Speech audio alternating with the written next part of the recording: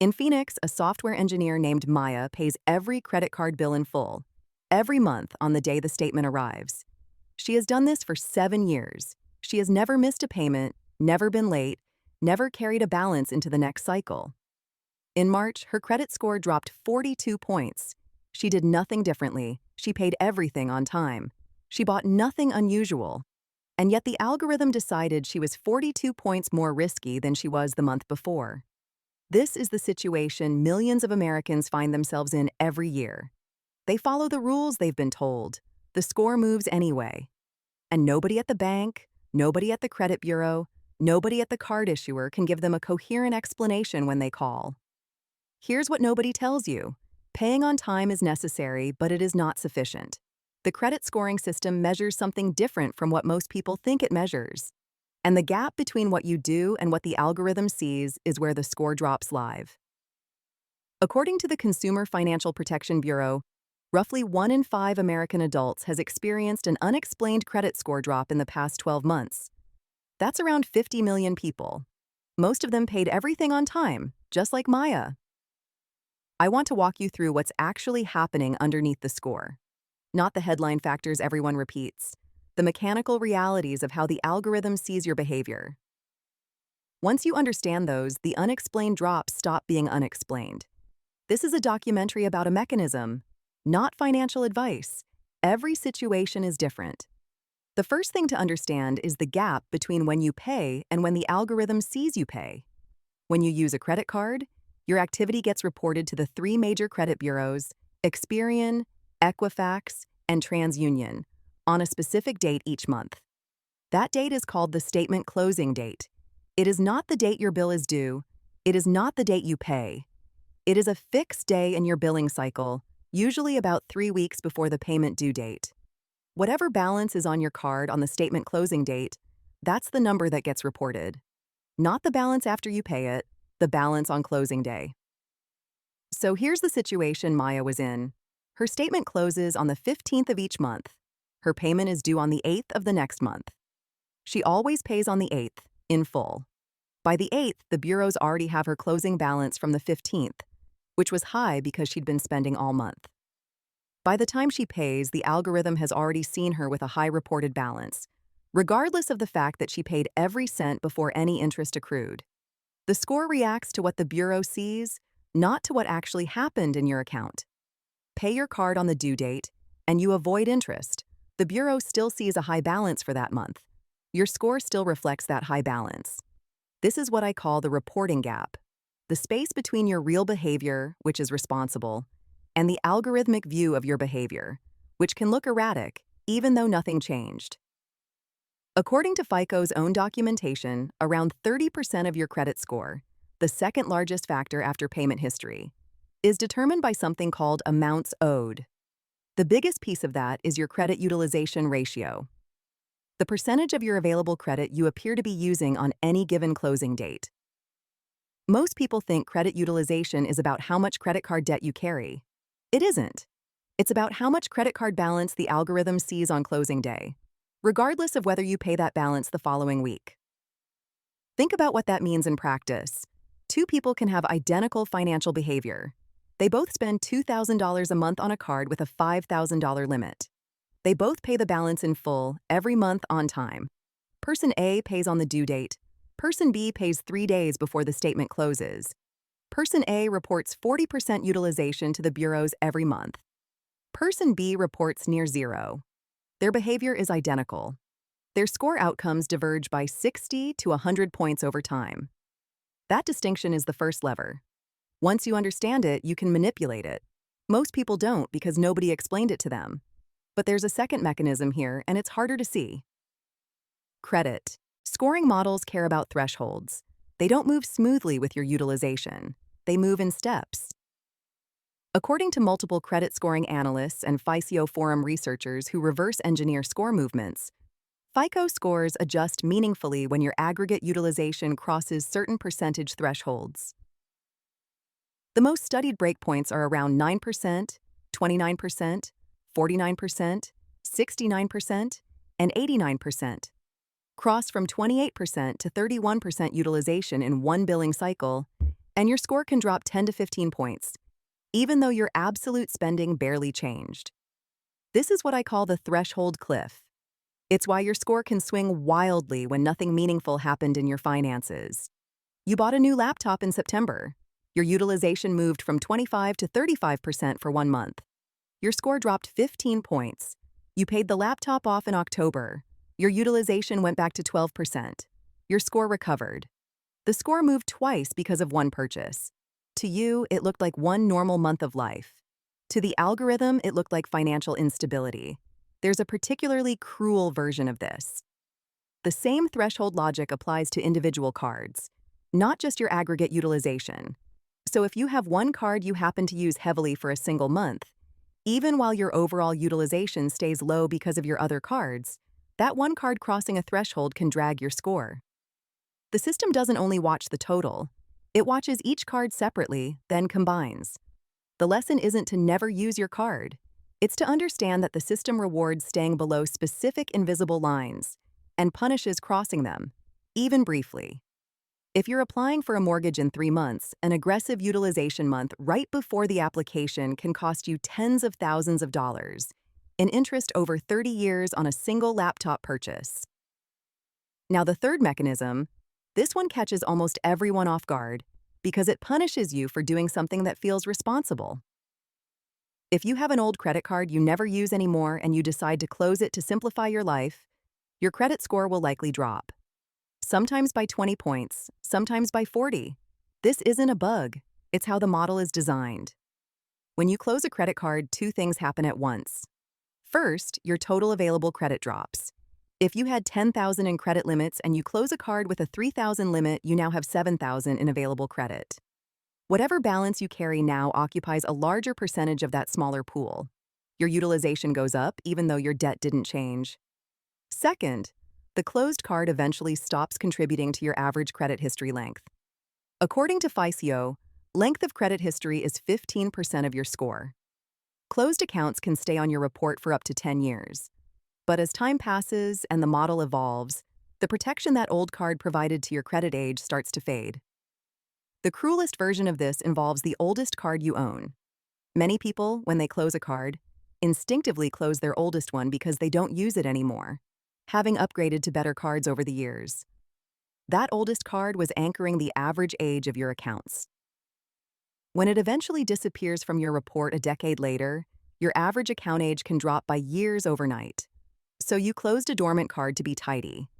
The algorithm registered that as reduced credit availability and the slow erosion of credit age. The score dropped, sometimes immediately, sometimes years later when the closed account finally falls off the report. This is what I call the closure penalty. It punishes neatness. It rewards holding open credit lines you don't use, paying the no-fee ones for years just to keep them on the report. The system doesn't measure your virtue. It measures specific data structures that happen to favor people who maintain a sprawl of accounts over people who simplify. The fourth mechanism is the one that's most invisible, because most consumers don't even know it exists. The trended data shift. Until 2020, the standard FICO models, particularly FICO Score 8, looked at your credit utilization as a snapshot. Whatever your closing balance was last month, that was the input. No history, no trajectory, just the photo. Then FICO released a new model called FICO Score 10T. The T stands for trended. Instead of looking at 1 month, this model examines the past 24 months of your credit behavior and judges trajectory. Two people can have identical utilization today, say 30%. One has been steadily paying down debt from 60% over the past year. The other has been climbing slowly from 10% over the same year. Under the old model, both got the same score on this factor. Under FICO 10T, the first person sees a meaningful score boost. The second person sees a meaningful drop. Vantage Score 4.0, the model that the major credit bureaus jointly created, has been doing the same thing since 2017. It evaluates trajectory, not just snapshot. It also incorporates rent payment data and utility payment data when available, which means borrowers with thin credit files can suddenly look better, while borrowers who appeared fine under the snapshot model can suddenly look worse if their trajectory is the wrong direction. The Federal Housing Finance Agency announced in late 2025 that Fannie Mae and Freddie Mac are transitioning to allow VantageScore 4.0, with FICO 10T expected to follow in 2026.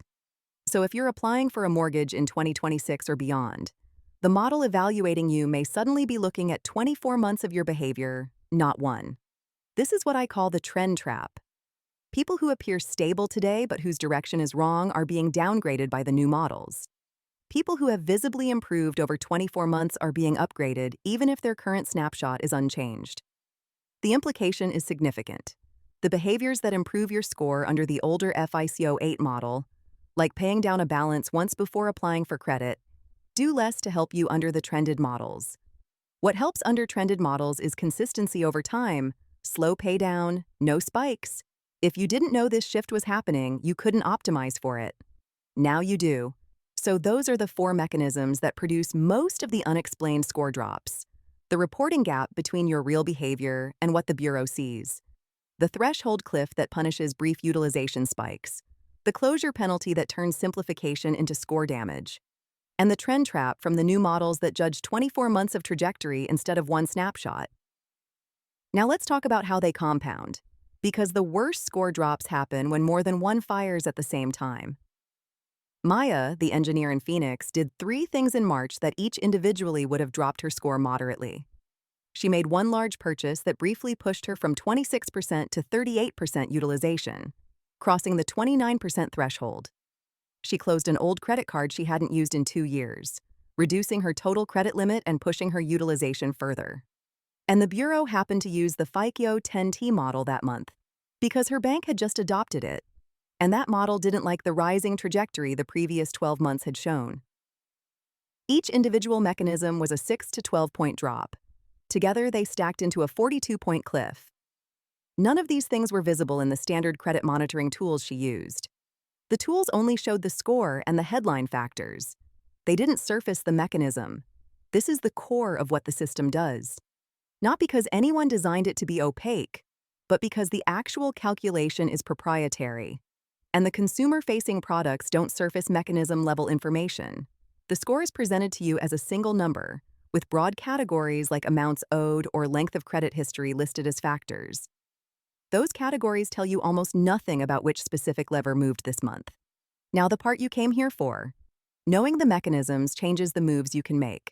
If you're going to apply for a mortgage, a car loan, or any major credit decision in the next 90 days, you can pay down your card balance before the statement closing date instead of before the due date.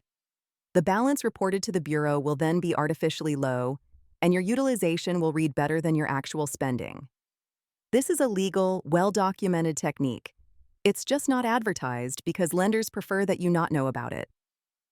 Set a recurring calendar reminder 2 days before each statement closes, and pay your balance to whatever level you want the Bureau to see. If you have multiple credit cards and want to simplify, the move is not to close them. The move is to use a small recurring charge on each card, like a streaming subscription, and pay it off automatically.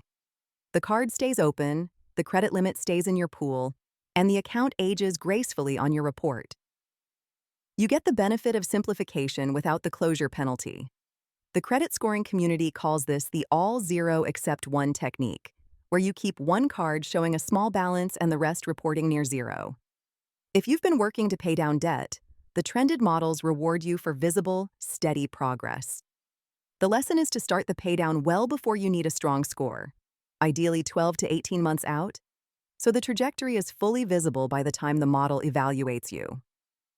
A consistent decline from 40% to 12% over 18 months will read better under FICO 10T than a sudden drop from 40 to 10 right before you apply. And if you're going to make a large purchase that pushes your utilization above a threshold, time it so that the closing date hits while the balance is back under that threshold. One billing cycle of patience can save you 10 or 15 points, which translates to materially better interest rates on the next loan you apply for. On a $400,000 mortgage, a 15-point score difference can mean a 0.25% difference on the rate, which compounds into roughly $20,000 over 30 years.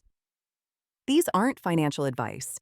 They're operational moves that follow directly from understanding the mechanism.